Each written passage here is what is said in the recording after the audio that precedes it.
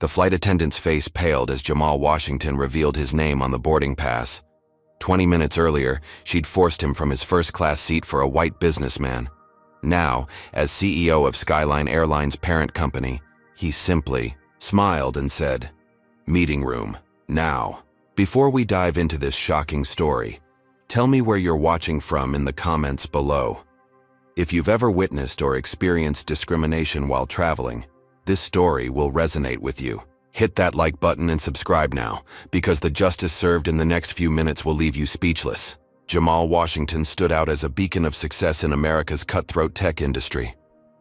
At 38, his brilliant mind and relentless work ethic had transformed Phoenix Innovations from a small startup into a revolutionary force in sustainable energy solutions. His journey from the struggling neighborhoods of Southside Chicago to the elite corridors of corporate America represented the American dream realized against tremendous odds.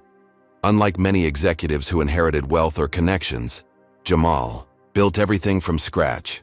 His father worked double shifts at a factory while his mother cleaned office buildings at night. From those humble beginnings, he earned a scholarship to MIT, graduated at the top of his class, and turned down lucrative job offers to pursue his vision of creating affordable, renewable energy technology. "Never forget where you come from," his father had told him, "but never let anyone tell you where you can go." Those words fueled Jamal through countless rejections, microaggressions, and blatant discrimination as he climbed the corporate ladder. Now, as one of the few black CEOs in America's tech landscape, Jamal had just completed his most strategic move yet: the acquisition of GlobeTech, the parent company of Skyline Airlines.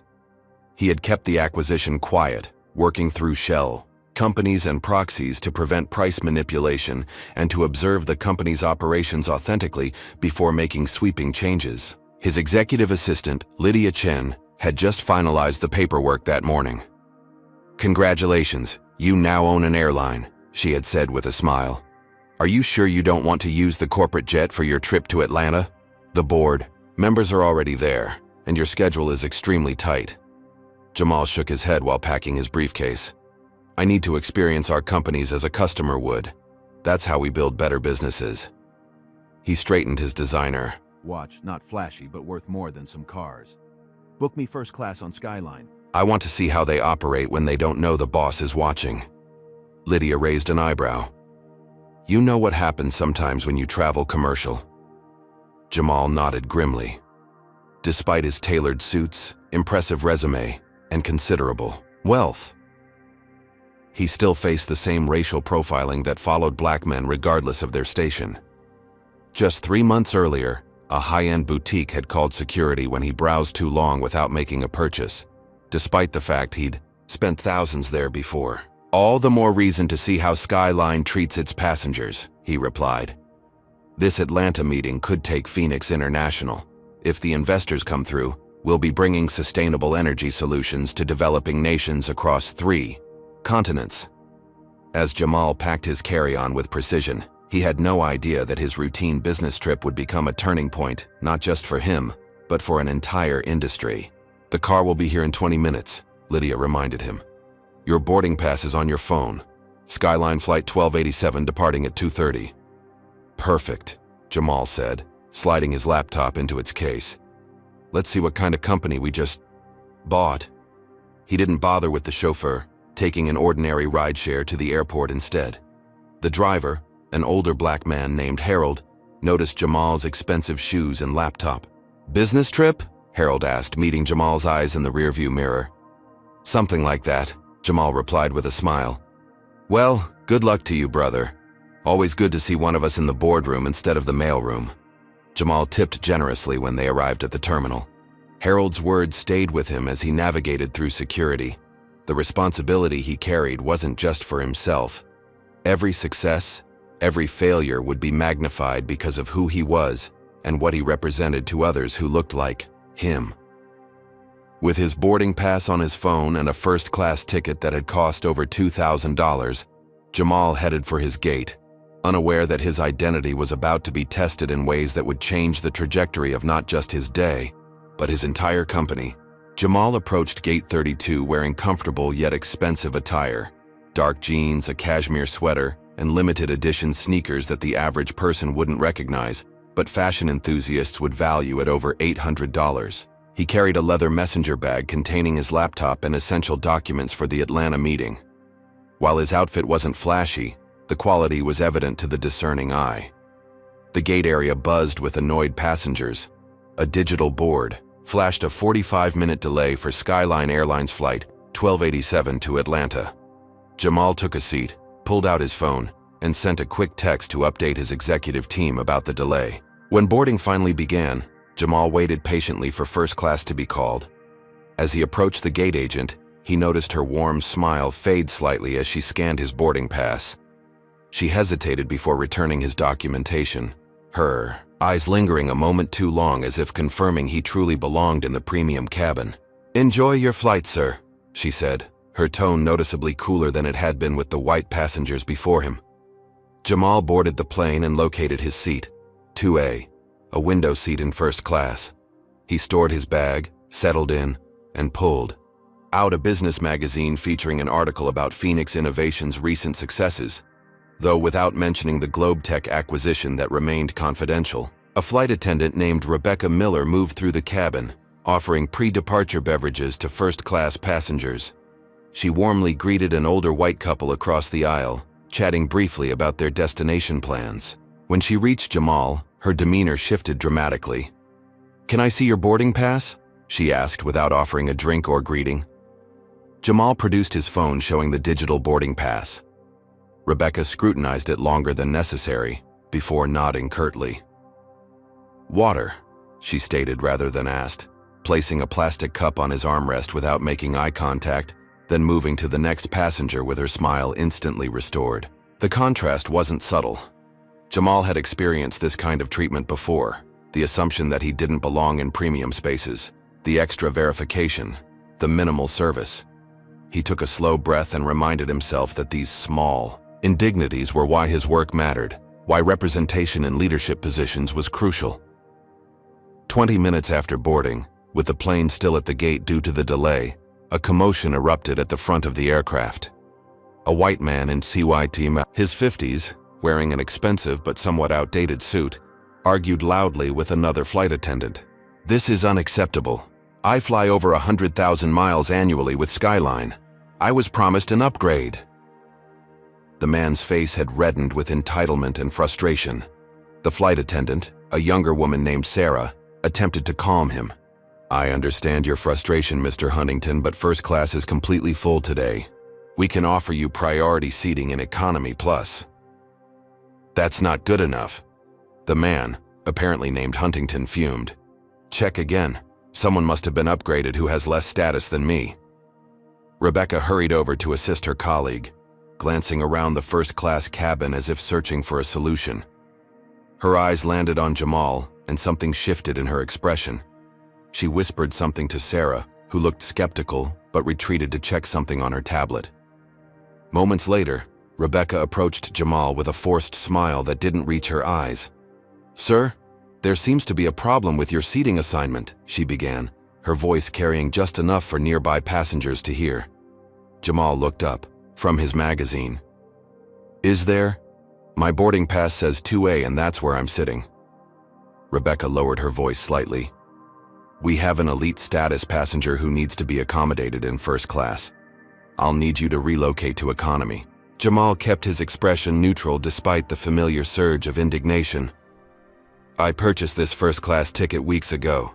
I'm not being downgraded because someone else wants my seat." Rebecca's smile tightened. "Sir, I don't think you understand. Mr. Huntington is one of our most valued customers." "And I'm not?" Jamal asked, reaching for his phone. "Let me show you my confirmation email again." He pulled up the email showing his first-class purchase, complete with the confirmation number and seat assignment. Rebecca barely glanced at it. "There must have been a system error," she insisted. "Your seat was supposed to be in economy." By now, several other first-class passengers were watching the interaction. None intervened. A white woman in the row, behind Jamal, whispered something to her companion, who nodded with a knowing look that suggested they'd already decided who didn't belong. "I'd like to speak to the head flight attendant," Jamal requested calmly, maintaining his composure despite the public humiliation unfolding. "I'll get him for you," Rebecca said with a hint of satisfaction, as if confident her superior would back her decision. Thomas Carter, the head flight attendant, appeared moments later. Tall with graying temples and an authoritative demeanor, he assessed the situation with a quick glance. "What seems to be the problem?" he asked, addressing Rebecca rather than Jamal. "This gentleman needs to be reseated in economy to accommodate Mr. Huntington, one of our Diamond Elite members," Rebecca explained, gesturing toward Jamal as if he were an inconvenient piece of luggage. Thomas turned to Jamal. "Sir, we apologize for the inconvenience, but we need to prioritize our highest-tier members. We can offer you a drink voucher for your trouble." Jamal remained seated. "I purchased this first-class ticket with my own money. Mr. Huntington isn't entitled to my seat regardless of his status level. That's not how this works." Thomas's expression hardened. "Actually, sir, the airline reserves the right to adjust seating as necessary. I'm going to have to insist you comply with my flight attendant's request." "On what grounds?" Jamal asked, his voice steady but firm. "Because I've shown you my confirmed first-class reservation." Thomas exchanged glances with Rebecca. "We believe there was a ticketing error." "A ticketing error you only discovered when a white passenger demanded an upgrade?" Jamal asked pointedly. The cabin grew uncomfortably quiet.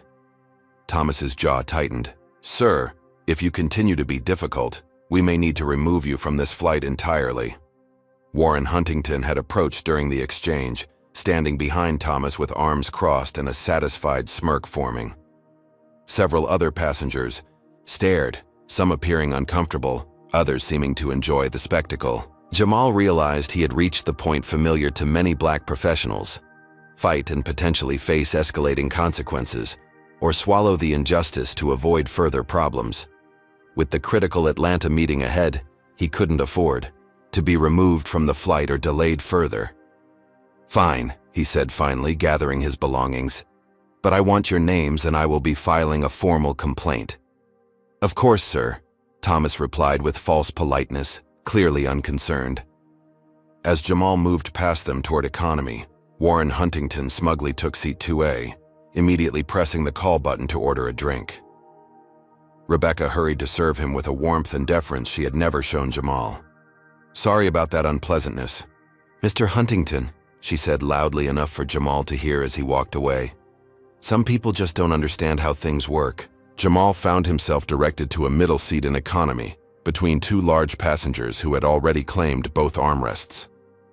As he squeezed in, he discreetly took out his phone and began documenting the incident, including names, times, and specific statements. From his new seat, he could see Warren lounging comfortably in first class, raising a glass of champagne in what almost seemed like a toast to his victory. Thomas and Rebecca laughed at something Warren said, the three forming a perfect picture of casual discrimination in action. Jamal sent a quick encoded text to Lydia that would make sense only to her. Time to activate Protocol Renaissance. It was their code for major corporate changes that needed immediate preparation. As the plane finally began its taxi toward the runway, Jamal settled in for what would be his last flight as a passive observer of Skyline Airlines. By tomorrow, everything would change, but first, he needed more evidence. Squeezed into the middle seat 23B, Jamal felt the full contrast between first class and economy. His knees pressed against the seat in front of him, and both his seatmates had claimed the armrests, forcing him to hold his elbows tight against his body. The passenger to his right, a heavy-set white man in his 60s, gave him an annoyed glance when their shoulders inevitably touched due to the cramped conditions. "Sorry about that," Jamal said politely. The man grunted without making eye contact and shifted away as much as possible, creating a sliver of additional space between them that seemed more about avoiding contact than comfort. From this vantage point in economy, Jamal noticed patterns that might have escaped him in the isolation of first class. Flight attendants, including Rebecca and Thomas, moved through the cabin with visible biases in their service approach. White passengers received prompt attention, warm smiles, and proactive offers of assistance. In contrast, passengers of color often had to press their call buttons multiple times, received cursory service, and were sometimes spoken to with thinly veiled impatience. About 30 minutes into the flight, a beverage service began. As the cart approached his row, Jamal overheard a conversation between Rebecca and another flight attendant named Kelly. They stood in the galley just a few feet away, thinking the engine noise would mask their voices. "Can you believe that guy tried to argue about staying in first?" Rebecca whispered, clearly referring to Jamal. "As if he belonged there in the first place." Kelly laughed softly. "I know, right? Probably the first time he's ever been on a plane. Did you see his sneakers? Trying so hard to look like he has money." "Well, Mr. Huntington is much more our typical first-class passenger," Rebecca continued. "He knows how things work. And he tips well," Kelly added with a wink. Jamal quietly activated the voice recorder on his phone, capturing these unguarded moments of prejudice. The casual nature of their discrimination suggested this wasn't an isolated incident, but rather standard behavior at Skyline Airlines. As the drink cart reached his row, Kelly's customer service smile appeared. "What would you like to drink?" she asked without the warmth she'd shown to white passengers. "Cranberry juice, no ice, please," Jamal requested. She handed him a plastic cup filled mostly with ice and a half can of cranberry juice without a word, then turned to his white seatmate with a genuine smile. "And for you, sir? We have a nice selection of beverages today." The contrast was educational, if painfully familiar. To Jamal's left sat a black man in his early 40s who had been observing the same patterns. As Kelly moved on, the man leaned slightly toward Jamal. "Happens every time I fly Skyline," he said quietly. "I'm Darnell Johnson, by the way." "Jamal, Washington," Jamal replied, keeping his voice low. "You fly with them often?" Darnell nodded. "My company has a contract with them. I'm on this route at least twice a month. I own a logistics consulting firm in Atlanta." "And you always see this kind of treatment?" Jamal asked. "Always. Last month they randomly selected me for additional security screening for the 5th consecutive time. The white executive traveling with me has never been selected once." Darnell took a sip of his water. "I've filed complaints, but they disappear into a black hole." "That's unacceptable," Jamal said, his resolve strengthening. "It's the reality." Darnell shrugged, though the resignation in his voice was layered, with contained anger. "My white clients don't even notice it happening right in front of them." Over the next hour, Jamal and Darnell exchanged experiences of corporate discrimination, careful to keep their voices low. Darnell shared stories about Skyline specifically, how flight attendants routinely ignored service requests from passengers of color, how complaints from black passengers were dismissed as misunderstandings, and how the airline had a reputation among black professionals for consistently poor treatment. "I switched to them for the miles program, but I'm considering canceling my membership," Darnell admitted. "It's not worth the constant disrespect." Their conversation was interrupted by a commotion several rows ahead. An elderly Indian woman had pressed her call button repeatedly for nearly 10 minutes, trying to get attention for what appeared to be a medical concern. Both Rebecca and Kelly had walked past without acknowledging her. When the woman's husband finally stood up to get their attention, Thomas approached with visible annoyance. "Sir, you need to remain seated when the seatbelt sign is on," he said sharply. "My wife is feeling unwell," the man explained, his accent thick with worry. "She has been pressing the button for help." Thomas glanced at the woman, who was breathing rapidly and pressing a hand to her chest. "Probably just anxiety or indigestion. Try to relax, ma'am." Jamal watched in disbelief as Thomas began to walk away without offering any assistance. The woman's distress was clearly more than anxiety. Her face had paled considerably, and she was now struggling to speak. Without hesitation, Jamal unbuckled his seatbelt and stood up. "Excuse me," he called to Thomas. "That woman needs medical attention immediately. She's showing signs of a possible cardiac event." Thomas turned back with a frown. "Sir, are you a doctor?" "I served as a volunteer EMT through college and recognized the symptoms," Jamal replied, which was true. He had worked as an emergency medical technician to help pay for expenses not covered by his scholarship. "She needs attention now." Several passengers had turned to watch the interaction. Thomas, aware of the audience, reluctantly approached the Indian woman again. Ma'am, are you experiencing chest pain? The woman nodded, still struggling to breathe properly.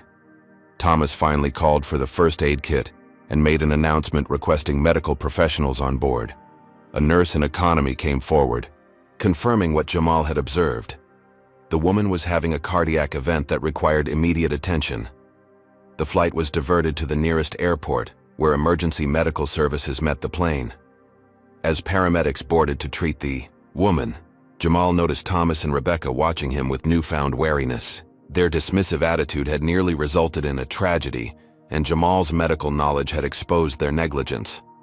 When the flight resumed its journey to Atlanta, the atmosphere had shifted. Other passengers of color began quietly approaching. Jamal and Darnell, sharing their own experiences with Skyline's discriminatory practices. A Latina executive described being repeatedly mistaken for a flight attendant despite her business attire. An Asian American professor related how his first-class upgrade had been questioned 3 separate times on his last flight. Have you ever experienced discrimination on Skyline Airlines? Comment number 1 if you've faced unfair treatment while traveling, or number 2 if you've witnessed it happening to someone else. Don't forget to like this video and subscribe to see what happens next in this unbelievable true story. But seriously, what would you do if you were in Jamal's position? Would you speak up immediately or gather evidence first? The next part of this story will show you exactly how Jamal handled this situation. And trust me, it's not what you'd expect. By the time the plane began its descent into Atlanta, Jamal had collected testimonies from 7 different passengers and recorded multiple instances of biased treatment by the crew. He had quietly built a case that went far beyond his own experience. Darnell, impressed by Jamal's methodical approach, handed him a business card. Whatever you're planning to do with this information, I want to help. This has gone on too long. Jamal accepted the card with a smile. I have a feeling we'll be working together sooner than you think. As the plane touched down in Atlanta, Jamal mentally prepared for the confrontation ahead. The flight attendants had no idea that their actions today wouldn't just cost them their jobs. They were about to change an entire corporate culture. The Atlanta airport buzzed with activity as passengers from Skyline Flight 1287 disembarked. Jamal Washington purposely slowed his pace, allowing most passengers to exit ahead of him. He wanted to time this perfectly. Darnell Johnson gave him a curious look. You're not in a hurry to get off this plane? Just timing something, Jamal replied quietly, watching as Rebecca and Thomas stood near the exit, offering their insincere thank you for flying with us to departing passengers. When Warren Huntington passed them, Rebecca beamed. Thank you for flying Skyline, Mr. Huntington. We hope you enjoyed your first-class experience. Much better after you sorted out that seating situation, Warren replied with a smug smile, loud enough for those nearby to hear. Some people just don't know their place. Thomas chuckled in agreement, not noticing Jamal approaching behind Warren. Enjoy your stay in Atlanta, sir. As Jamal reached the exit, Rebecca's smile turned plastic. Thank you for your cooperation today, she said, with thinly veiled satisfaction. Thomas added with false politeness, perhaps next time you should double-check your ticket class before boarding. Jamal maintained a neutral expression as he exited the jetway. In the terminal, he spotted Warren attempting to network with other business travelers, handing out cards and mentioning his connections with an air of self-importance. Jamal's phone buzzed with urgent messages. His executive team had been busy since his coded text, Lydia, emergency board meeting arranged for 5 p.m. Legal team standing by. SVP of Operations, full background check on flight crew complete. Sending to your secure email. Chief Legal Officer, PR team ready with statements. Need your go-ahead. Jamal texted back a simple response. Proceeding with Phase 1. Meet at Airport Conference Room B24 in 30 minutes. He approached the gate, desk where a Skyline agent was managing the next departure. The agent, a young woman named Ashley, barely looked up as he approached. Excuse me, Jamal began. I need to speak with the flight crew from the Chicago flight that just arrived. They're heading to their next assignment, Ashley replied dismissively. If you have a complaint, you can fill out a form online. This is more urgent, Jamal insisted. Could you please ask them to remain at the gate for a few minutes? Ashley sighed with visible annoyance. Sir, our crews operate on strict schedules. Whatever your issue is. Jamal reached into his pocket and produced a business card. Not his standard Phoenix Innovations card, but one identifying him as Chief Executive Officer of Globetech Corporation. He placed it on the counter. I need to speak with them immediately. Please call your supervisor. Ashley's eyes widened as she read the card. Her fingers trembled slightly as she reached for the phone. I'll get my manager right away, sir.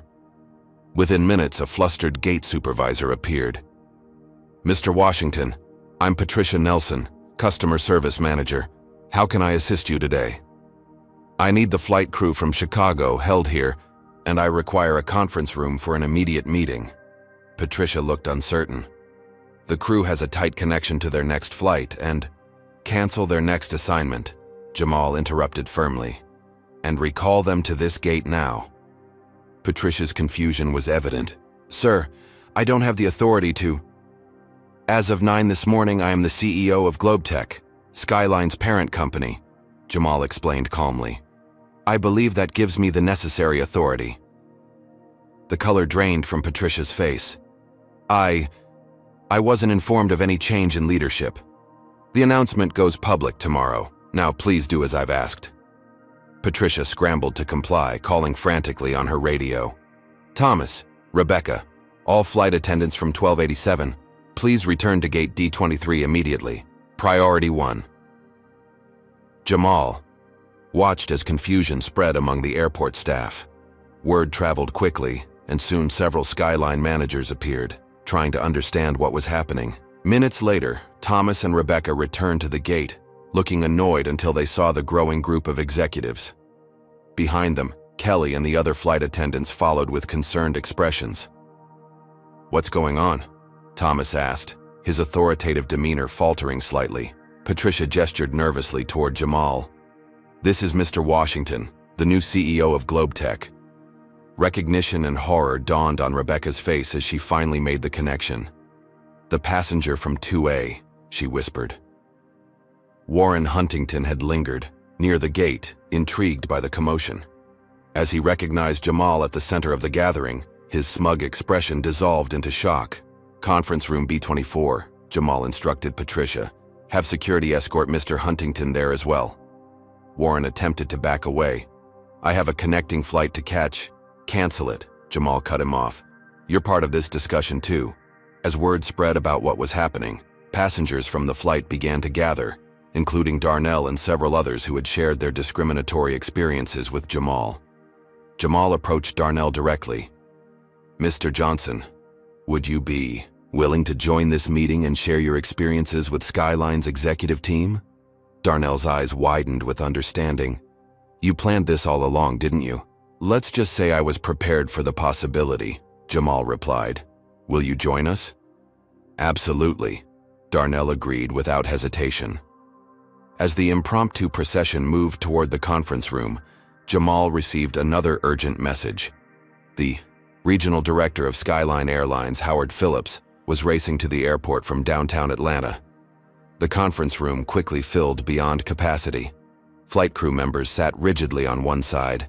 Airport managers clustered nervously by the door, and Jamal positioned himself at the head of the table with Darnell and the other passenger witnesses nearby. Warren Huntington was escorted in by security, his earlier confidence replaced by nervous fidgeting. He attempted to catch Thomas's eye, but the head flight attendant was staring fixedly at the table. Just as Jamal was about to begin, Howard Phillips burst into the room, breathing heavily from his rush through the terminal. In his 50s with a polished appearance and the smooth manner of a career corporate politician, Howard quickly assessed the situation. Mr. Washington, he began with a forced smile. What an unexpected pleasure. I understand there's been some confusion on one of our flights today. No confusion, Mr. Phillips, Jamal replied evenly. I experienced your airline's discriminatory practices firsthand, and I'm here to address them. Howard's smile didn't waver. I'm sure there's been a misunderstanding that we can resolve privately. Perhaps we could speak in my office. This will be addressed here and now, Jamal stated firmly, with everyone involved present. The room fell silent as Jamal removed his phone and connected it to the conference room's audio system. Let's begin with what happened on today's flight.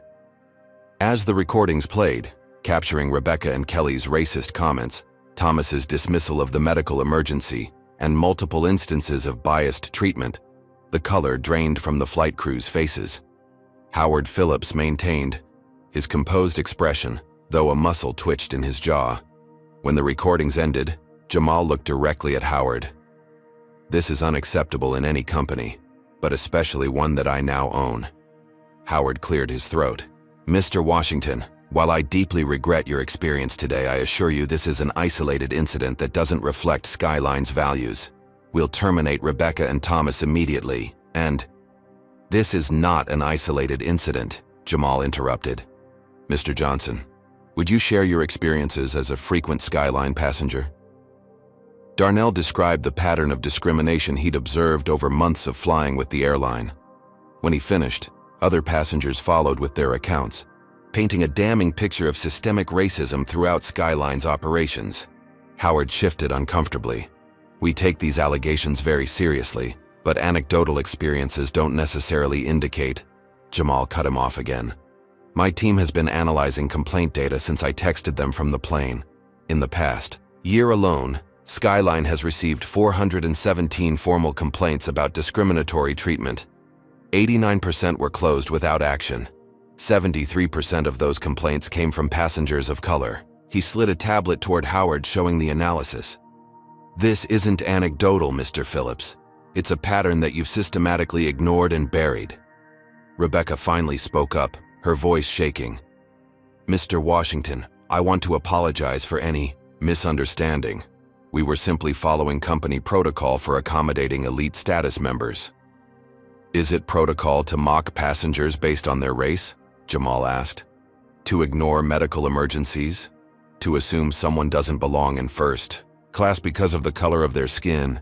Thomas attempted a defense. Sir, we treat all passengers equally. Mr. Huntington's status level entitled him to someone else's confirmed seat? Jamal finished. Show me where that's written in Skyline's policies.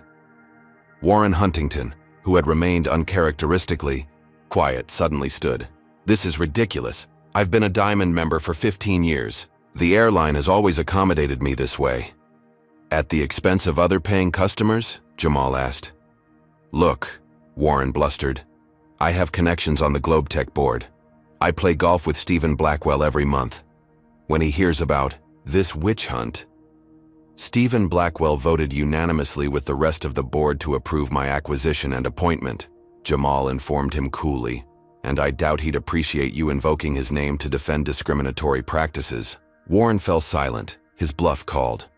Howard Phillips, sensing the gravity of the situation, changed tactics. Mr. Washington, I want to personally assure you that I had no knowledge of these issues.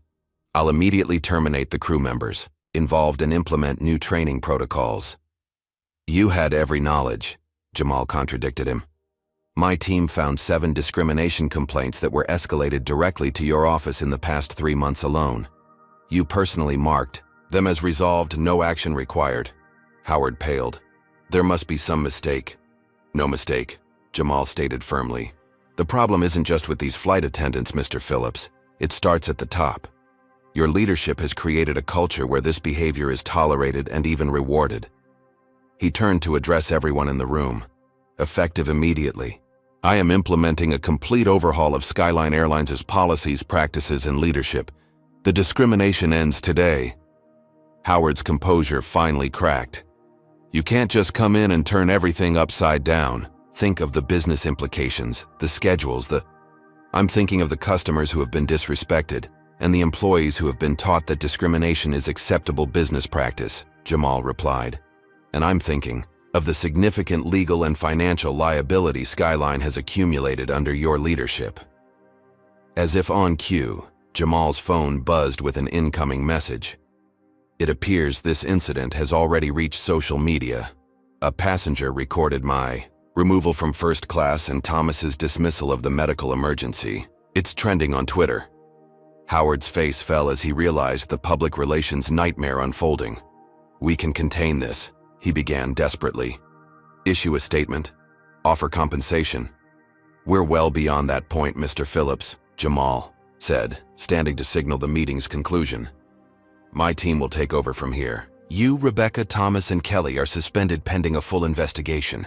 Mr. Huntington, I suggest you find another airline for your return trip.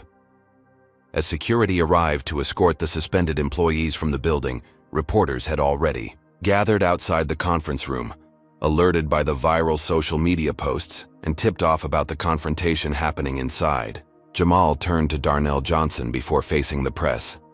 Mr. Johnson, I think your experience could be valuable beyond just today. Would you be interested in continuing this conversation? Darnell nodded with determination. Absolutely. It's time for real change. With that, Jamal stepped out to address the waiting cameras, ready to transform a personal humiliation into a watershed moment for corporate accountability. Conference room B24 had been quickly transformed into a command center. Jamal's executive team from Phoenix Innovations had arrived, setting up laptops and communication systems around the large oval table. Lydia Chen efficiently coordinated between legal advisors, PR specialists, and operations analysts who were streaming in both physically and virtually. The social media response is growing exponentially, reported Dylan Alvarez, Phoenix's head of communications. We're tracking over 60,000 mentions in the last hour alone. The video of your removal from first class has been viewed 2 million times already. Jamal nodded, scanning the latest data on his tablet. What's the sentiment analysis? Overwhelmingly supportive of you and critical of Skyline, Dylan answered. Hashtags like Dacha, Sky Shameline, and Flying While Black are trending nationally.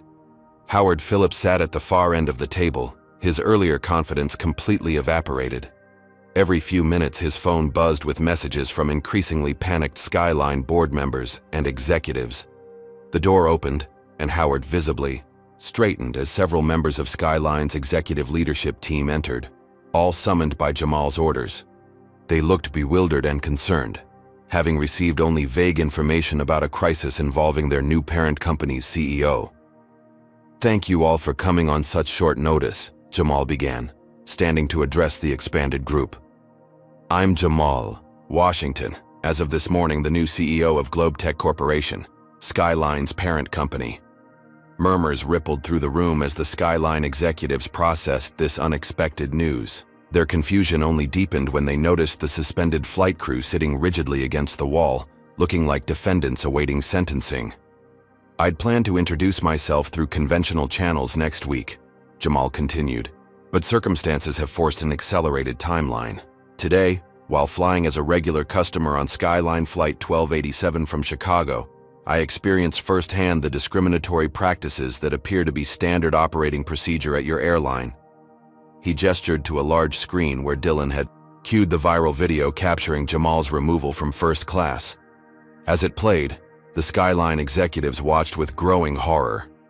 When the video ended, Jamal didn't allow the silence to linger. This isn't an isolated incident. Mr. Johnson, would you share your perspective as a frequent Skyline customer? Darnell stepped forward, now dressed in a crisp suit after having retrieved his luggage. His demeanor was professional, but his words carried the weight of repeated indignities. I've flown Skyline twice monthly for the past 3 years, he began. In that time, I've been randomly selected for additional screening 14 times. I've been questioned about my first-class ticket on 9 separate occasions. I've had my loyalty status questioned despite being a platinum member. I've filed 7 formal complaints, none of which received meaningful responses. As Darnell spoke, several other passengers from the flight who had agreed to participate entered the room. Each shared their experiences, not just from today's flight, but patterns of discrimination they'd observed or experienced across multiple Skyline journeys. Sophia Washington, Skyline's VP of Customer Experience, looked genuinely distressed. Mr. Washington, Mr. Johnson, I want to personally apologize. I had no idea this was happening with such frequency. Howard Phillips attempted to interrupt. Sophia, we should discuss this internally before. That approach is precisely why we're here today, Jamal cut him off. The habit of handling discrimination complaints internally, which apparently means ignoring them, ends now. He nodded to Lydia, who distributed tablets to everyone present. My team has analyzed customer complaint data, social media, mentions, and employee reports for the past 36 months. The pattern is undeniable. The screen at the front of the room displayed a series of damning statistics. Complaints from passengers of color were closed without action at 8 times the rate of complaints from white passengers. Flight attendants of color received disciplinary actions at 3 times the rate of their white colleagues for similar infractions. Internal promotions showed clear racial disparities that couldn't be explained by performance metrics. This is deeply concerning, admitted Raymond Torres, Skyline's chief financial officer. But surely you don't think the entire company operates this way? The data suggests the problem is systemic, Jamal replied. Which brings me to the next point. He nodded to Dylan, who played another recording, this one capturing Rebecca and Kelly's racist comments in the galley, followed by clips of Thomas dismissing the Indian woman's medical emergency and later mocking passengers of color with other crew members. Rebecca attempted to defend herself. Those comments were private conversations taken out of context. Recording us without consent is... Georgia is a one-party consent state for recordings, interrupted Amara Jackson, Phoenix's chief legal officer. And airplane galleys on commercial flights have been repeatedly ruled as having no expectation of privacy. Your comments are legally admissible in any proceeding. Warren Huntington, who had remained uncharacteristically silent, suddenly stood up. This is ridiculous. You're blowing a simple seating misunderstanding into a corporate witch hunt. Mr. Huntington, Jamal addressed him directly. The data shows you've been involved in 8 separate incidents where passengers of color were displaced to accommodate your upgrades, despite them having confirmed reservations. That's not a misunderstanding. It's a pattern. Warren's face reddened. I've been a loyal customer for 20 years. I expect certain accommodations. At the expense of other paying customers? Asked Sophia Washington, clearly troubled by the revelations. Come on, Warren scoffed. We all know how things work. Some passengers are more valuable than others. And how exactly do you determine that value, Mr. Huntington? Jamal asked pointedly. Warren faltered, suddenly aware of how his words sounded in the context of the meeting. Howard Phillips attempted to regain control of the situation. Mr. Washington, I understand your concerns, but these are complex operational issues. Perhaps the simplest solution is to terminate the crew members involved in today's incident and implement some additional training. That's your solution? Jamal asked incredulously. Fire a few frontline employees while leaving the system that encouraged their behavior intact? Howard persisted. Rebecca and Thomas clearly violated our policies. They should bear responsibility for their actions. They should, Jamal agreed. But so should the leadership that created an environment where such behavior is tolerated and even rewarded. He turned to address the entire room. The problem at Skyline isn't just a few biased employees. It's a culture that begins at the top. Mr. Phillips, your own email records show that you've personally dismissed dozens of discrimination complaints without investigation. You've promoted employees with documented histories of biased behavior. You've created incentive structures that disproportionately penalize minority passengers and staff. Howard's face paled as he realized the depth of the investigation Jamal's team had conducted in just a few hours. You can't possibly expect to overhaul an entire airline's operations based on one day's observation, Howard protested weakly. This isn't based on one day, Jamal corrected him. My team has been analyzing Skyline's operations for weeks as part of the acquisition due diligence. Today, simply confirmed what the data already suggested. Jamal turned to Darnell. Mr. Johnson, you mentioned your background in logistics and organizational consulting. What would you recommend as a first step to address these issues? Darnell considered the question thoughtfully. From what I've seen, this requires a comprehensive approach. New leadership, revised policies, improved accountability measures, and a commitment to cultural change that goes beyond superficial diversity training. Precisely, Jamal agreed. Which is why effective immediately. I'm announcing the following changes. He displayed a new organizational chart on the screen. Howard Phillips, Rebecca Miller, Thomas Carter, and Kelly Adams are suspended pending further investigation. I'm establishing an independent review board to evaluate all discrimination complaints filed in the past 5 years, with authority to recommend appropriate remedies. Howard jumped to his feet. You can't do this. The operational disruption will be catastrophic. Think of the schedules, the connections, I'm thinking of the customers who deserve respect regardless of their race, Jamal interrupted. And I'm thinking of the significant legal liability Skyline has accumulated under your leadership. One class action lawsuit from discriminated customers could cost hundreds of millions. This isn't just a moral imperative, it's sound business practice. Warren Huntington, seeing the direction things were headed, attempted one last power play. My friends on the GlobeTech board will hear about this overreaction. Victoria Blackwell and I have been associates for 20 years. Victoria Blackwell approved my appointment and this acquisition unanimously, Jamal informed him. But feel free to call her. I'm sure she'd be interested to hear how you expect preferential treatment at the expense of other paying customers. Warren's bluster deflated visibly. As the meeting continued, reporters had gathered outside the conference room, alerted by the viral social media posts and airport employees who had witnessed the earlier confrontation. News vans were already setting up in the airport parking lot. Howard looked out the conference room windows at the media presence with growing alarm. This is going to destroy our reputation, he muttered. Your discriminatory practices were already doing that, Jamal replied. The difference is, now we're going to fix the problem, not hide it. As the meeting progressed, Jamal outlined his vision for transforming Skyline's culture. He announced the creation of a passenger bill of rights with clear anti-discrimination provisions, mandatory accountability training for all staff, and a transparent complaint resolution process. This isn't just about avoiding negative publicity, he explained.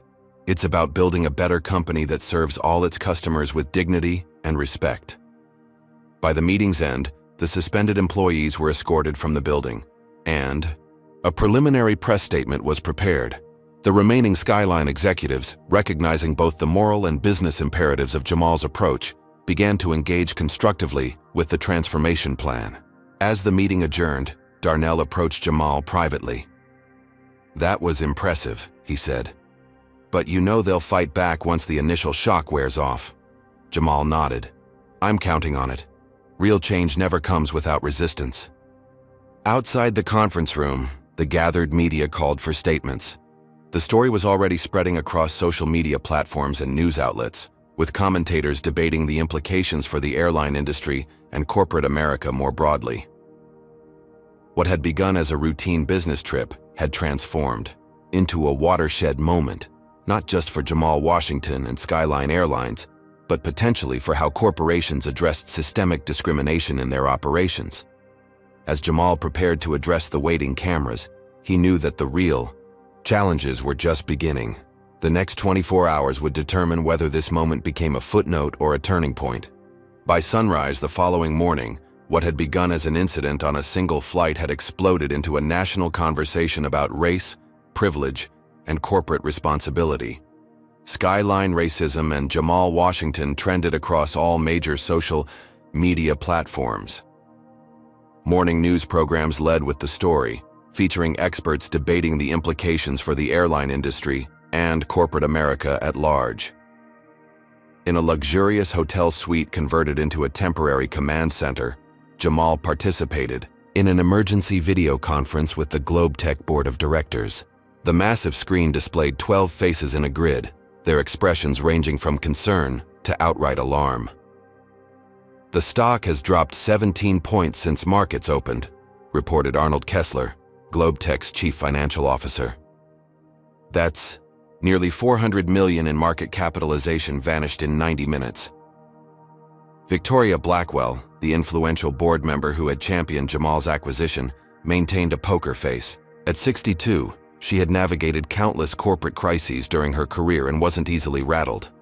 The question isn't today's stock price, she stated coolly. It's whether Jamal's approach is the right long-term strategy for addressing what appears to be a significant liability.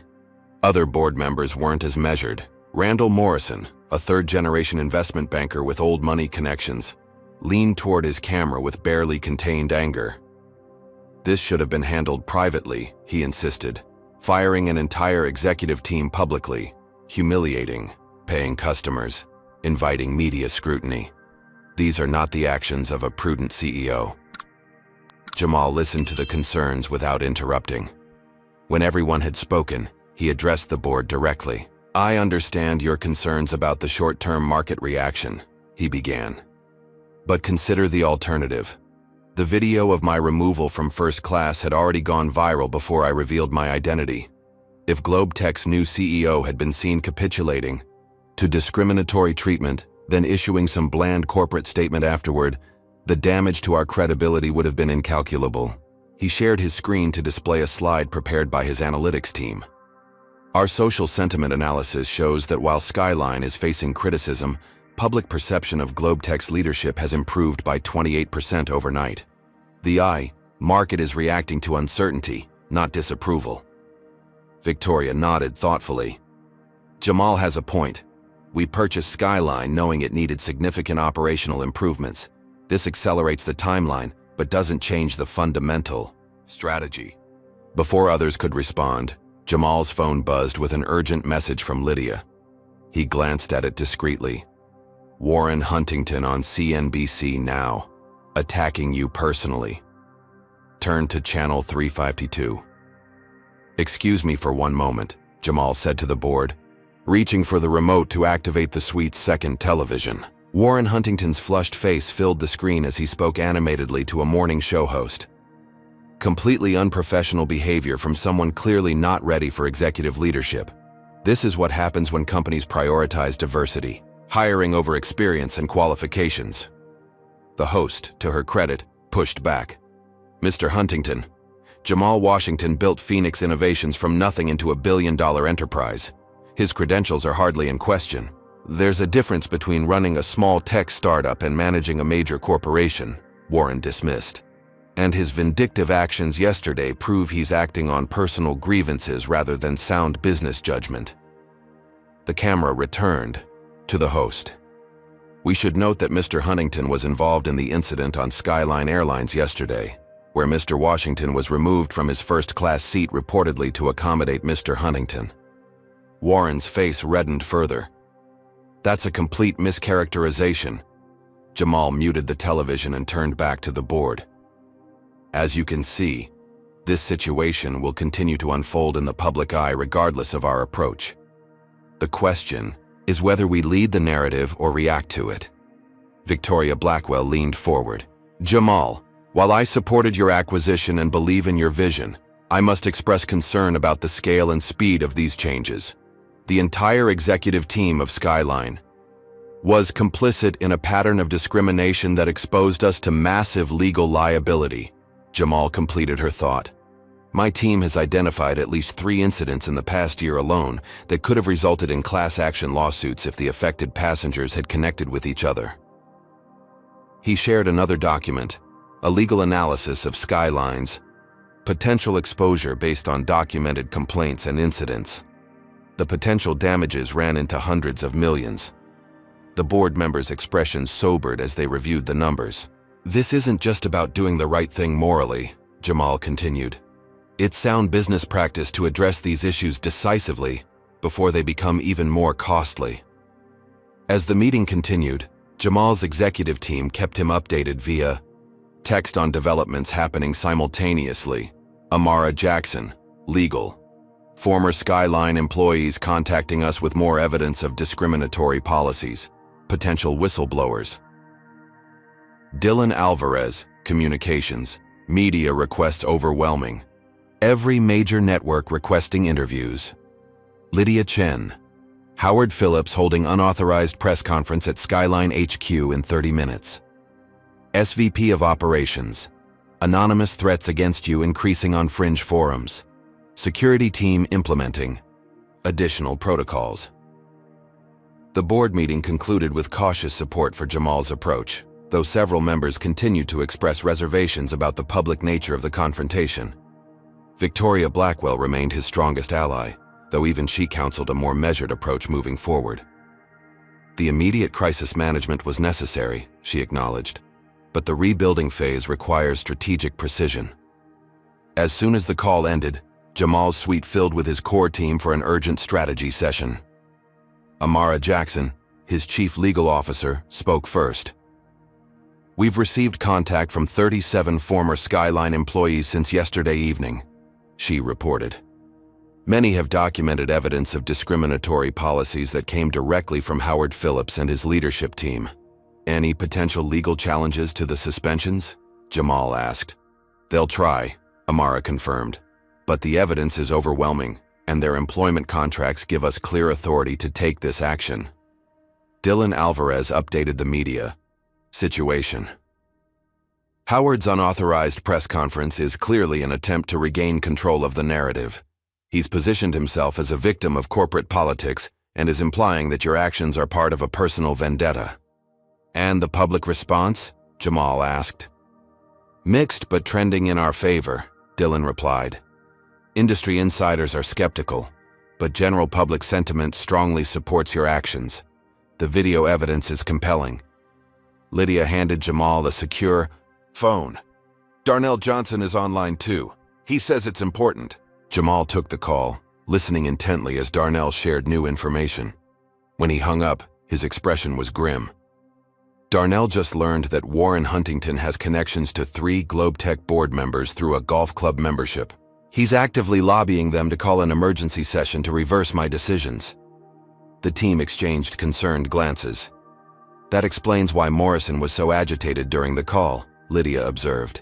"We need to stay ahead of this," Jamal decided.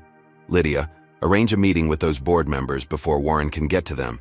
Amara, prepare documentation of Warren's history with Skyline, especially any incidents involving preferential treatment at others' expense." As the team mobilized, Jamal's phone lit up with a text from an unknown number. "You should have stayed in your place. Not everyone can be taught their lesson with just a seat change. Back off or find out." The threat was followed by personal details about Jamal's family members and their locations. Security was immediately notified and protective measures implemented. Have you ever faced backlash when standing up against discrimination? Comment number 1 if you believe Jamal is making the right decisions, or number 2 if you think he's taking too big a risk. Don't forget to like and subscribe to see how this incredible story continues to unfold. What would you do if powerful people threatened your family because you exposed their wrongdoing? In the next part, you'll see exactly how Jamal handles these escalating threats while fighting for justice. By midday, Howard Phillips's press conference had backfired spectacularly. Former Skyline employees had come forward with corroborating accounts of the discriminatory culture he had fostered. Social media users had dug up previous incidents involving Skyline that showed a clear pattern matching Jamal's allegations, but the corporate battle was intensifying behind the scenes. Warren Huntington had indeed contacted his allies on the board. Victoria Blackwell called Jamal to warn him of a potential emergency vote being organized to limit his authority. "They can't remove you outright," she explained, "but they're discussing restrictions on personnel decisions without board approval. It would effectively hamstring your ability to implement the changes you've announced." "How many votes do they have?" Jamal asked. 5 confirmed. They need 7 for a majority." "And you?" "I'm with you," Victoria assured him. "But I'm only 1 vote. You need to make your case to the others before this comes to a formal motion." As Jamal prepared his strategy for addressing the board challenge, Lydia entered with more concerning news. "Competitors are already reaching out to Skyline's corporate clients," she reported. "They're suggesting that service disruptions are inevitable and offering special incentives to switch carriers." The pressure was mounting from all sides. The stock continued to slide, threats against Jamal increased, and the media scrutiny intensified. Even some of his allies were beginning to question whether he had moved too aggressively. That evening, as Jamal reviewed security footage from the Skyline headquarters showing employees removing documents despite the ongoing investigation, his phone rang. The caller ID showed Victoria Blackwell. "Jamal," she began without preamble, "we need to talk in person. There's more to this situation than you know." Her tone suggested this wasn't a conversation for an unsecured line. They arranged to meet at Jamal's hotel in 1 hour.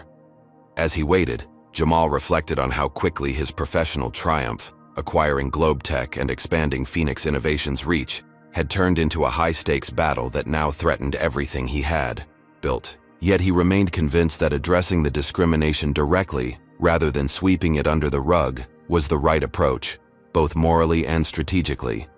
The question now was whether he would have the opportunity to prove it, or whether the forces aligning against him would prevail before his vision could be realized. The grand ballroom of the Atlanta Meridian Hotel buzzed with anticipation. Over 100 journalists packed the space, cameras positioned strategically to capture every angle. Network logos from across the nation and several international outlets adorned microphones clustered at the podium. Behind the stage, Jamal Washington adjusted his tie as Dylan Alvarez briefed him on last-minute developments.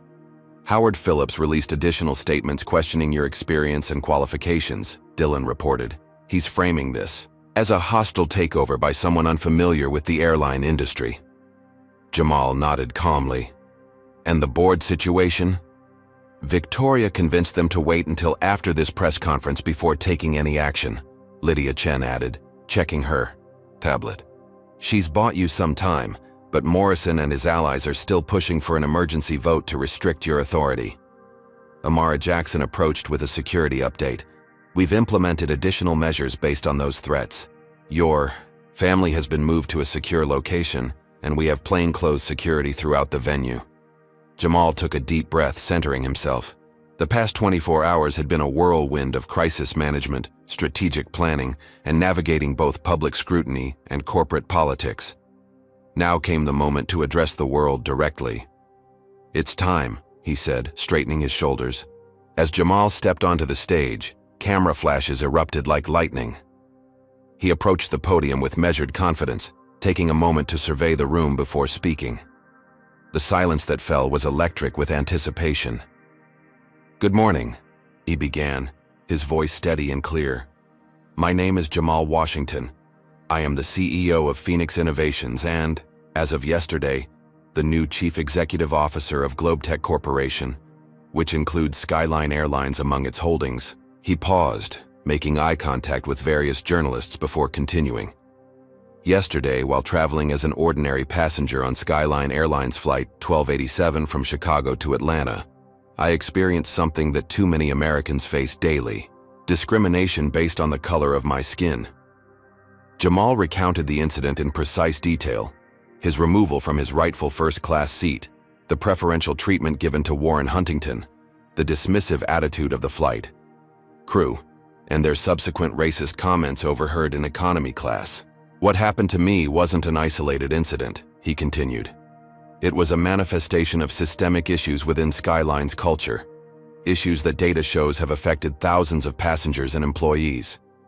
He gestured toward a large screen behind him, which displayed statistical analysis of discrimination complaints, their resolution rates, and disturbing patterns in how they were handled. As business leaders, we have two options when confronted with evidence of discrimination within our organizations, Jamal stated. We can minimize, deny, and bury the problem, the approach Skyline's previous leadership consistently took. Or we can acknowledge the issue openly and address it directly. The room remained captivated as Jamal outlined the evidence his team had gathered, not just from his personal experience, but from months of data analysis, customer complaints, and employee testimonials. This isn't about one bad day or a few problematic employees, he emphasized. The data reveals a pattern of discrimination that was not just tolerated, but enabled by leadership structures and incentive systems. Then came the announcement that sent ripples through the business world. Effective immediately, I am removing the entire executive leadership team of Skyline Airlines, pending a thorough investigation of their role in perpetuating discriminatory practices. Gasps and frantic typing filled the room as journalists raced to report this unprecedented move. In their place, I am appointing an interim leadership team tasked with implementing comprehensive reforms to address these systemic issues. Jamal gestured toward the side of the stage, where Darnell Johnson appeared in a perfectly tailored suit. I'm pleased to introduce Darnell Johnson, founder and CEO of Optimal Systems Consulting, who will serve as our new diversity and inclusion officer with full executive authority to implement and oversee these changes. Darnell stepped forward, his presence commanding respect. As he took the podium, his words carried the weight of both personal experience and professional expertise. What happened on that flight wasn't just wrong, it was bad business, Darnell stated firmly. Discrimination costs companies billions annually in lost talent, customer attrition, and legal liability. Our goal isn't just to make Skyline more equitable, it's to make it more successful by ensuring all customers and employees are treated with dignity and respect. As Darnell outlined the initial phase of reforms, the hotel ballroom doors suddenly burst open. Warren Huntington strode in, his face flushed with indignation, trailed by security personnel who had tried to stop him. "This is outrageous," Warren shouted, drawing all attention to his dramatic entrance. "You're destroying a great American company based on a personal grievance." Security moved to remove him, but Jamal raised a hand to stop them. "Let him speak," he said calmly. "This is precisely the kind of entitlement that needs to be addressed openly." Warren approached the press area, clearly expecting support for his position. "This man," he pointed accusingly at Jamal, "is using his position to pursue a personal vendetta. He's playing the race card to justify a corporate takeover."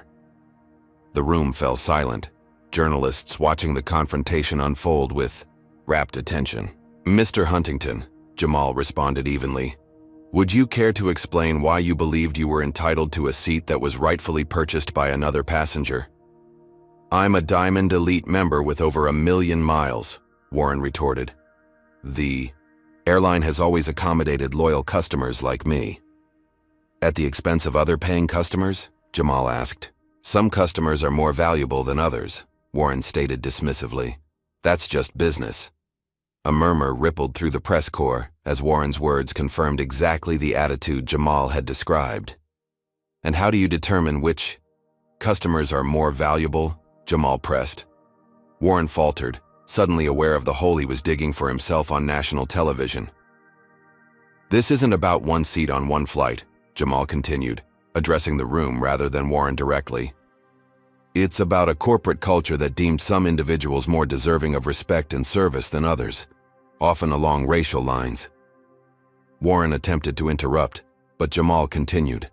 "Mr. Huntington, our investigation has uncovered that you've been involved in 8 separate incidents where passengers of color were displaced to accommodate your upgrades, despite them having confirmed reservations." Security finally escorted a sputtering Warren from the room as Jamal returned to his prepared remarks.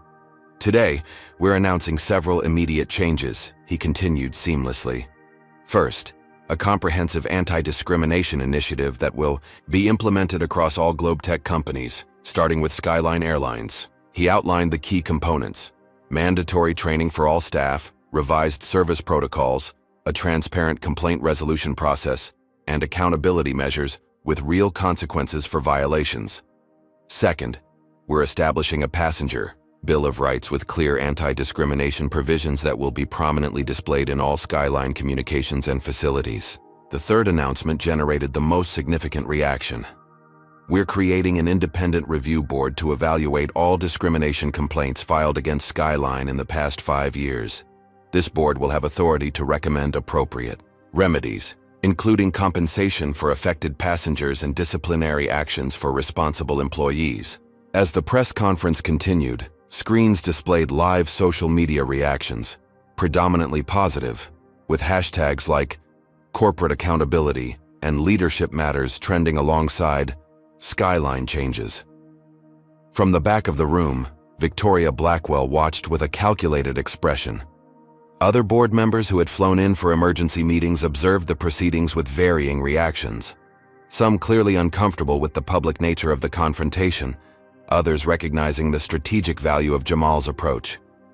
As the formal presentation concluded and the question period began, journalists pressed for details on the potential business impact of these sweeping changes. "Aren't you concerned about shareholder value?" asked a reporter from a financial news network. "I'm focused on long-term shareholder value," Jamal replied confidently. "Discrimination isn't just morally wrong, It's financially unsustainable. The potential legal liability from class action lawsuits alone could have cost hundreds of millions. More importantly, companies that fail to address systemic bias lose talent, customers, and market share to more inclusive competitors. Another journalist raised her hand. Some industry analysts are suggesting these changes will cause operational disruptions that could affect Skyline's reliability. How do you respond? There may be short-term adjustments, Jamal acknowledged. But we've implemented transition plans to ensure continuous operations. Our focus is on cultural and policy changes that improve service for all passengers, not just those who look like Mr. Huntington. As the press conference neared its conclusion, Jamal addressed the corporate response directly. I'm aware that some within GlobeTech and Skyline are resistant to these changes. Change is always uncomfortable, especially for those who benefited from the previous system. But leadership isn't about maintaining comfortable inequities. It's about creating better organizations that serve all stakeholders ethically and effectively. With that powerful statement, he concluded the formal presentation. As journalists swarmed forward with follow-up questions, Darnell Johnson joined Jamal at the podium. Together, they presented a united front, articulate, determined, and unwavering in their commitment to meaningful change. Behind the scenes, Jamal's team monitored the immediate market reaction. GlobeTech's stock, which had dropped sharply at the opening bell, had begun to stabilize as the press conference progressed. Analysts were revising their initially negative assessments, noting the potential long-term benefits of addressing these liability issues proactively. As Jamal finally stepped away from the podium, Victoria Blackwell approached him directly. "Impressive performance," she said, her tone neutral, but her eyes evaluating. "You've bought yourself some time with the board. Morrison and his allies are reconsidering their position, at least temporarily. But they're still not convinced," Jamal surmised. Victoria nodded. "They're business people, Jamal. Show them that this approach makes financial sense and you'll win them over." "And you?" he asked. "Where do you stand now?" Victoria glanced toward the dispersing press corps. "I'm still in your corner. But I need to know, did you anticipate this outcome when you boarded that flight? Was this a calculated move?" Jamal considered the question carefully. "I didn't board expecting discrimination," he answered honestly. "But I was prepared to address it if it occurred. The acquisition timing created an unusual opportunity to experience Skyline as a customer before anyone knew who I was." Victoria studied him for a moment longer, then nodded with newfound respect. "Well played then.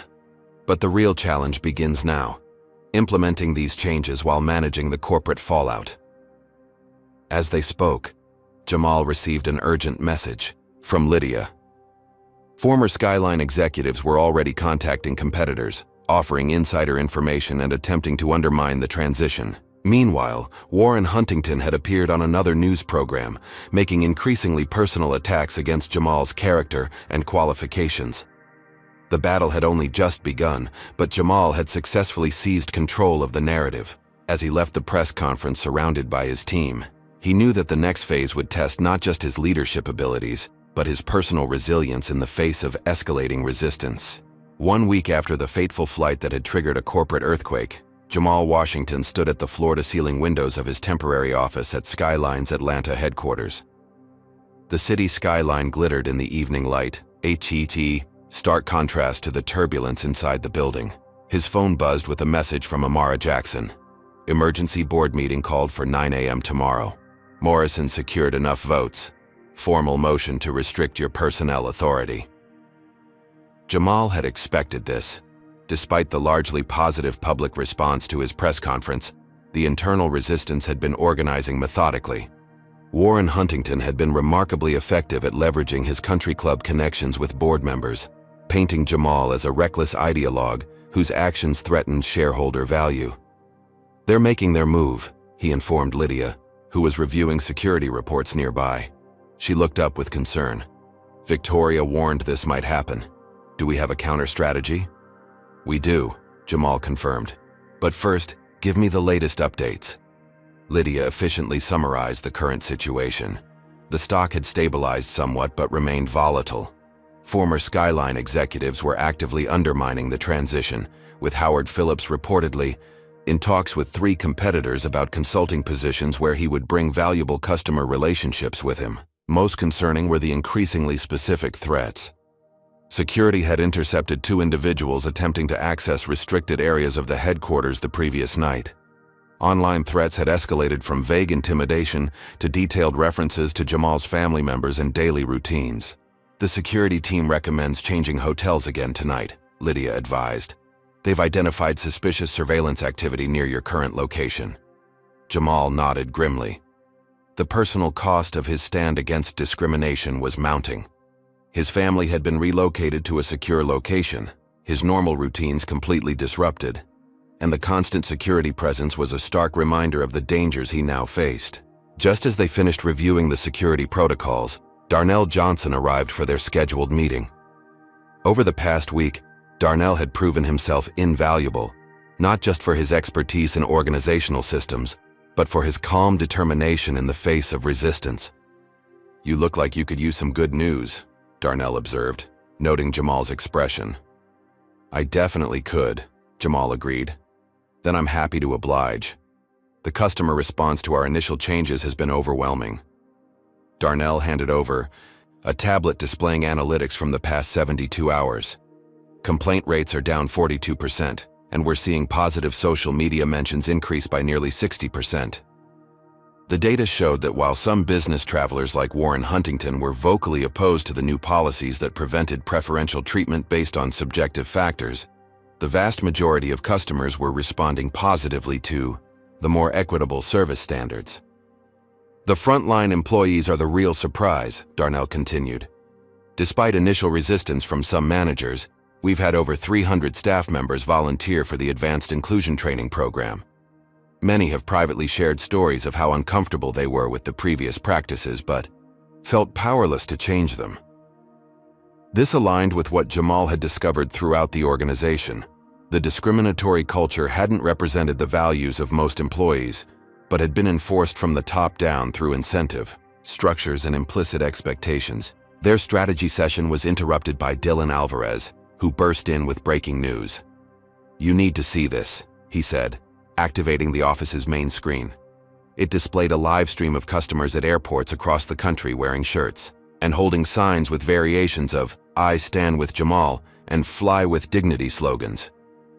"This started organically about 2 hours ago," Dylan explained. "Passengers are posting selfies showing support for the changes. It's spreading across all major hubs." The images showed diverse travelers of all backgrounds publicly supporting Skyline's new direction. Many shared personal stories of previous discriminatory experiences and their appreciation for a company finally taking decisive action. "This is exactly what we needed," Jamal said, his spirits lifting. "Real customers showing the board that these changes have market support." As they watched the growing movement, Jamal's phone rang with a surprising caller ID. Colin Zhang, CEO of Westbound Airlines, Skyline's largest competitor. "Mr. Washington," Zhang began when Jamal answered, "I'm calling to discuss an unusual situation. Several of Skyline's former executives have approached us with what they claim is proprietary customer data, offering to bring major accounts with them if we hire them as consultants." Zhang paused before continuing. "I want to be clear that Westbound doesn't engage in such practices. We compete vigorously, but ethically. I thought you should know about these approaches." After thanking Zhang for the information, Jamal turned to his team. "Howard and his allies are getting desperate. They're trying to sabotage the airline by poaching major accounts. That could actually help us," Amara observed. "If they're engaging in corporate espionage, we have grounds for legal action that would neutralize their influence." The unexpected call from Zhang represented a turning point. Over the next few hours, 2 other airline CEOs made similar calls, distancing themselves from the former Skyline executives' unethical approaches. The industry was watching how Jamal handled this situation, and many leaders recognized the potential precedent it would set for their own companies. By evening, another surprising development emerged. Victoria Blackwell requested an urgent private meeting at Jamal's hotel, Security cleared a conference room and swept it for surveillance devices before her arrival. When Victoria entered, her usually composed demeanor showed signs of strain. "I've spent the last 3 hours arguing with Morrison and his faction," she began without preamble. "They're determined to proceed with tomorrow's vote." "I expected as much," Jamal replied. "What's their exact play?" "They'll propose limitations requiring board approval for any personnel changes at the VP level or above, and any policy changes with potential revenue impact exceeding $5 million. Victoria's expression was grim. "It would effectively prevent you from implementing the structural changes you've announced." Jamal nodded thoughtfully. "And the vote count?" "They claim to have 7 votes, including Powell, who was on the fence yesterday." Victoria hesitated before adding, "They've been sharing selective financial projections suggesting your changes will reduce premium revenue by 28%. "Manipulated numbers," Jamal stated with certainty. "Our actual projections show an initial dip, followed by growth exceeding previous levels within 2 quarters. Victoria studied him carefully. "There's something else you should know. Warren Huntington has been surprisingly effective at turning board members against you.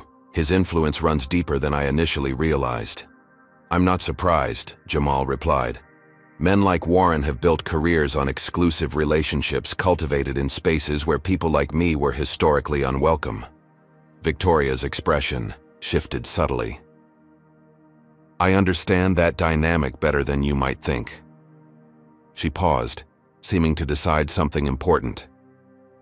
"I haven't shared this widely, but early in my career, I faced systematic exclusion and harassment as one of the few women in investment banking." This personal revelation from the normally reserved Victoria surprised Jamal.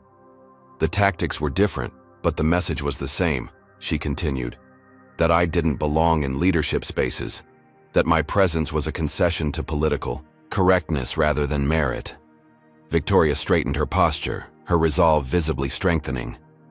"I fought those battles largely alone because that's what we were expected to do then. But watching you take this stand publicly has made me reconsider that approach." "What are you suggesting?" Jamal asked. "A different strategy for tomorrow's board meeting," Victoria replied.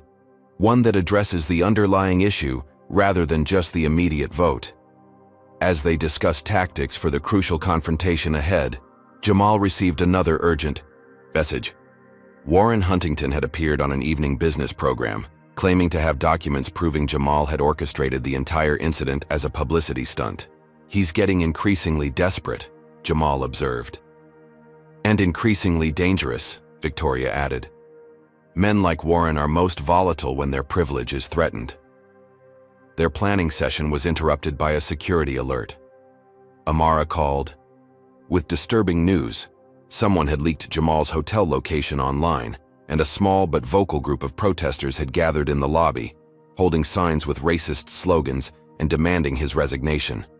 "We need to move you to a secure location immediately," Amara insisted. As security coordinated his discreet exit through a service entrance, Jamal and Victoria finalized their strategy for the board confrontation. Despite the mounting pressure and personal risk, Jamal remained resolute in his commitment to meaningful change. The protesters below, the threatened board vote, Warren's escalating attacks, all confirmed what Jamal had always known. Real transformation never came without resistance. The systems that preserved privilege for some at the expense of others wouldn't surrender without a fight. But now, something had shifted. He was no longer fighting alone. From the spontaneous, customer support campaign to industry leaders distancing themselves from unethical tactics to Victoria's unexpected allyship, a coalition was forming around the principles of equity and accountability. As Jamal was escorted to a new secure location in preparation for the next day's crucial board meeting, Darnell called with one final piece of news. His team had discovered something significant while reviewing internal communications. Evidence linking Warren Huntington directly to previous incidents where discrimination complaints had been buried. "We found emails between Warren and Howard from the past 3 years, Darnell explained. Warren personally intervened to have at least 5 discrimination complaints dismissed, threatening to take his corporate account elsewhere if the employees involved were disciplined. This revelation completed the picture. Warren wasn't merely a privileged passenger, but an active participant in reinforcing the discriminatory culture at Skyline. The evidence would prove crucial in the confrontation to come. That night, despite the threats and uncertainty, Jamal slept soundly for the first time in days. Tomorrow would bring its challenges, but he faced them now with growing allies and mounting evidence that his approach wasn't just morally right, but strategically sound. The resistance he faced only confirmed the necessity of his mission. Systems of inequity didn't yield easily, but with persistence and principle, even the most entrenched cultures could be transformed. 3 months after Jamal Washington's removal from his first-class seat, the GlobeTech Board of Directors convened for their quarterly meeting in the company's gleaming headquarters. The atmosphere differed dramatically from their emergency session. 90 days earlier, when Warren Huntington's allies had attempted to restrict Jamal's authority, that pivotal meeting had taken an unexpected turn when Victoria Blackwell, speaking with the moral authority of her 4 decades in corporate leadership, had shared her own experiences with systemic discrimination. Her testimony had shifted the dynamic in the boardroom, particularly when coupled with the damning evidence linking Warren Huntington directly to the suppression of previous discrimination complaints at Skyline. Today, as board members settled into their seats around the polished conference table, the mood was one of cautious optimism. Randall Morrison, once Jamal's most vocal critic on the board, studied the quarterly financial report with visible surprise. "These numbers can't be right," he muttered, flipping through the pages. Skyline's passenger revenue is up 17% over projections. Jamal, seated at the head of the table, allowed himself a small smile. "The numbers are accurate, Randall. Our finance team triple-checked them before distribution." Victoria Blackwell, now serving as GlobeTech's lead independent director, added, "Customer satisfaction metrics show even more impressive gains. Overall scores are up 32%. With particularly strong improvements among business travelers." The comprehensive performance data painted a clear picture. After an initial period of adjustment, Skyline Airlines had not just recovered, but was outperforming its pre-transformation metrics across all significant measures. Customer complaints had decreased by 64%. Employee retention had improved by 28%. Operating costs had decreased due to more efficient service protocols. Social media sentiment had shifted from predominantly negative to overwhelmingly positive. The most telling metric, Jamal highlighted, is the 78% reduction in potential legal liability from discrimination claims.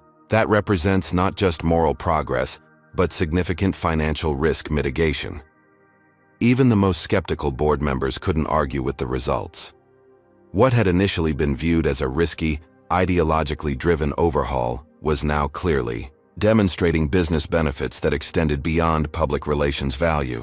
As the meeting progressed, Darnell Johnson presented the cultural transformation initiatives that had driven these improvements. As Skyline's Chief Diversity and Inclusion Officer, he had implemented structural changes that went far beyond superficial training programs, revised service protocols that eliminated subjective preferential treatment, transparent promotion criteria that reduced bias in advancement decisions, accountability metrics tied to executive compensation, a completely redesigned complaint resolution system with independent oversight. The key insight, Darnell explained, was recognizing that discrimination wasn't just a moral failure, but an operational inefficiency. By establishing clear, objective standards for service and advancement, we've improved outcomes for everyone, not just those who previously experienced discrimination.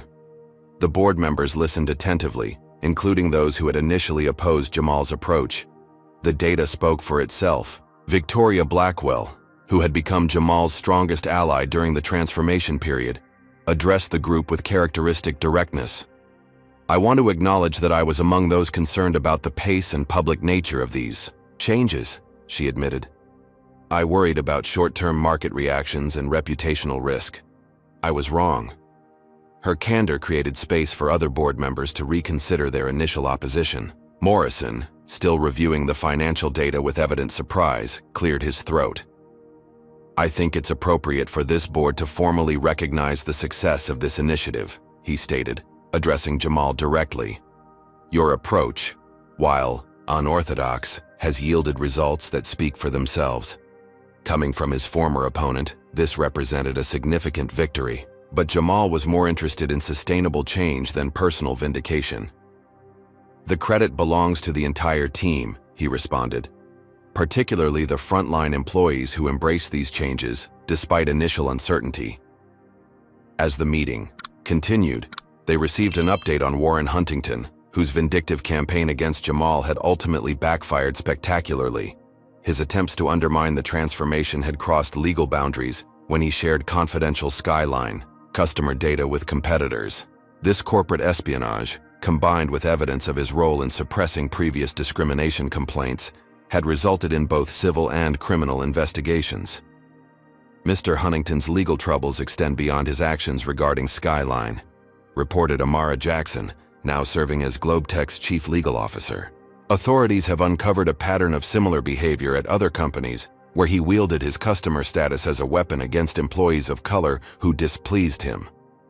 The board meeting concluded with unanimous approval for the next phase of the transformation initiative, extending the successful Skyline model to all Globetech subsidiaries. What had begun as a response to a single incident of discrimination had evolved into a comprehensive corporate philosophy that was proving both ethically sound and financially advantageous.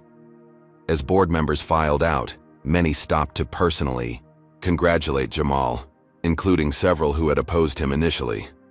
Victoria remained behind, waiting until they were alone to speak candidly.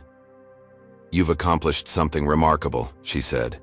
"Not just the business results, impressive as they are, but shifting entrenched mindsets that many of us thought were immovable." "It's just the beginning," Jamal replied. "Real change takes sustained commitment." Victoria nodded in agreement. "Which brings me to a delicate matter. Rebecca Miller and Thomas Carter have completed the rehabilitation program. They've requested a meeting with you." Jamal raised an eyebrow in surprise. The flight attendants who had discriminated against him had been among the most vocal critics of the transformation initially. "They've gone through intensive sensitivity training and community service," Victoria continued. "According to their program supervisors, they've shown genuine growth and understanding." Later that afternoon, Jamal met with Rebecca and Thomas in a small conference room. Their transformation was visible. Gone was the entitled indignation that had characterized their initial response to being held accountable. They appeared genuinely remorseful. "Mr. Washington," Rebecca began hesitantly, "I want to thank you for creating this second chance program. I won't waste your time with excuses for my behavior. What I did was wrong, and the past 3 months have opened my eyes to patterns I didn't even recognize in myself." Thomas nodded in agreement. "We're not asking for our old positions back. We understand that trust must be earned. But we would like the opportunity to be part of the solution rather than remaining symbols of the problem."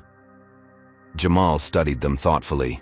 Their journey reflected the broader transformation he hoped to achieve. Not just punishing past behavior, but creating pathways for genuine change.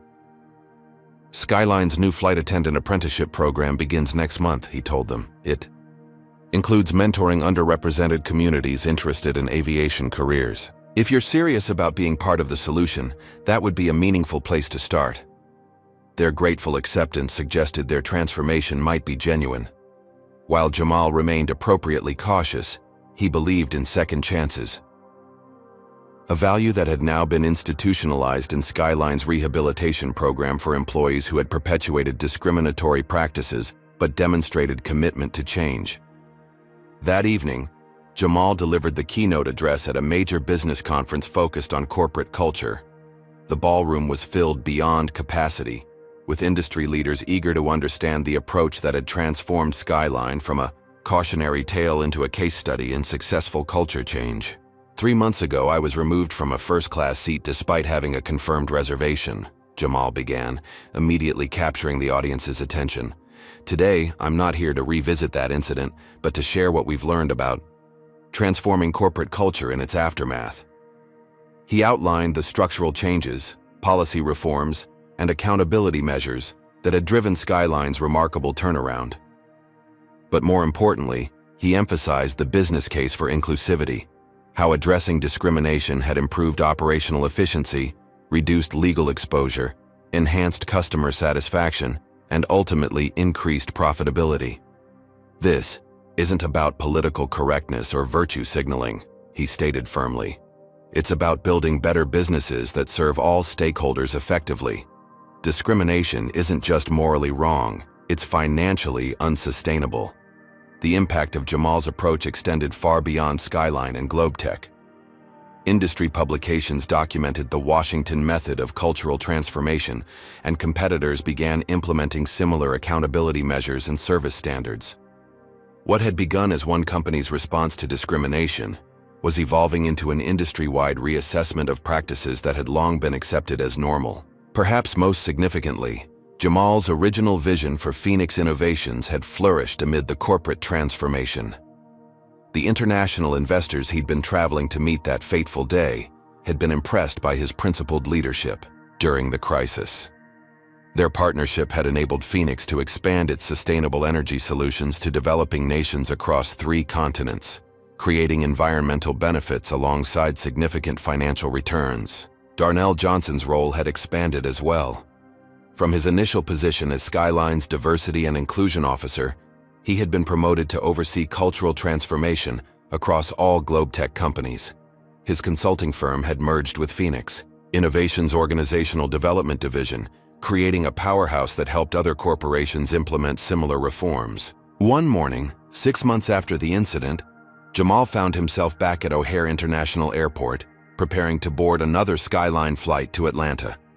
This time, he wasn't traveling incognito as an anonymous passenger, but openly as the company's CEO. The difference in the airport experience was striking. Digital displays featured Skyline's new passenger Bill of Rights prominently. Staff interactions with travelers showed consistent respect, regardless of appearance or status. The gate areas buzzed with the energy of an organization where employees felt valued and empowered. As Jamal boarded the plane, he was greeted by a flight attendant who didn't need to check his boarding pass twice or question his presence in first class. The crew operated with a professional efficiency that came from clear protocols and expectations rather than subjective judgments about which passengers deserved premium service. Midway through the flight, Jamal noticed a young black man in business attire being treated with the same courtesy and respect as all other passengers. A simple human dignity that shouldn't have been remarkable, but represented meaningful progress nonetheless. After landing in Atlanta, Jamal visited a youth center in the city's historically underserved West Side. There, he and Darnell had established a mentorship program for young people interested in business careers. The foundation they had created provided scholarships, internships, and ongoing support for students from backgrounds typically underrepresented in corporate leadership. As they met with the current cohort of high school students preparing for college, Jamal shared his journey from Southside Chicago to the executive suite.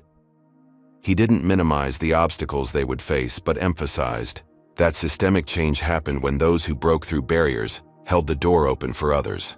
The measure of success isn't just your individual achievement, he told them. It's whether you create pathways for those who come after you. A young woman raised her hand. But when you face discrimination, how do you know when to fight and when to just focus on your own path? Jamal considered her question thoughtfully. There's no simple answer. Sometimes the strategic choice is to document the problem and address it when you have the position to create meaningful change. Other times, immediate confrontation is necessary to prevent harm.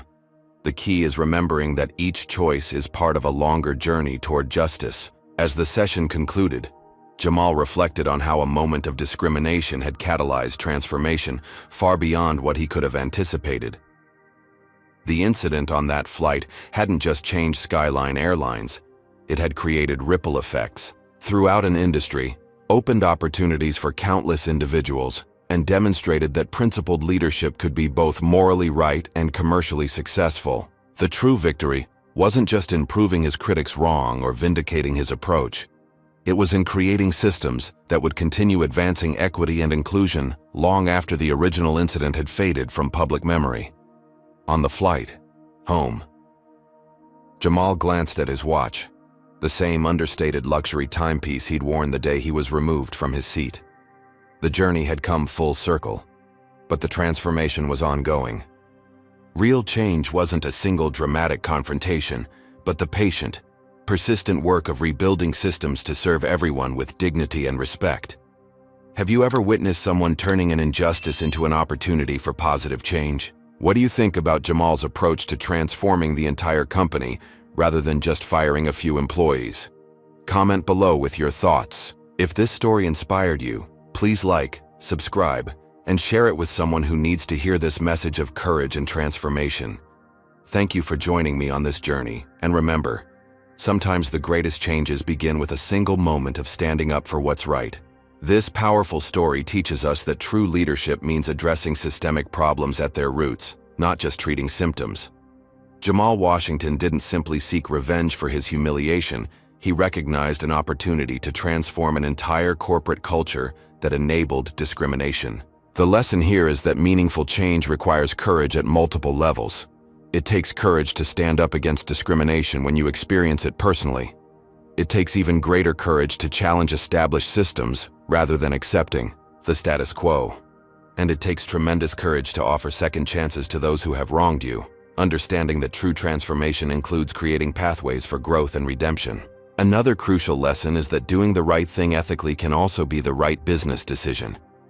By addressing discrimination directly, Jamal improved customer satisfaction, reduced legal liability, enhanced employee retention, and ultimately increased profitability. This challenges the false narrative that ethical considerations and business success are opposing forces.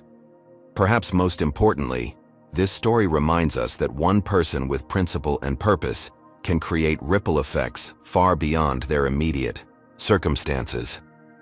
Jamal's stand against a single incident of discrimination ultimately transformed an industry, created opportunities for countless others, and established new standards for corporate accountability.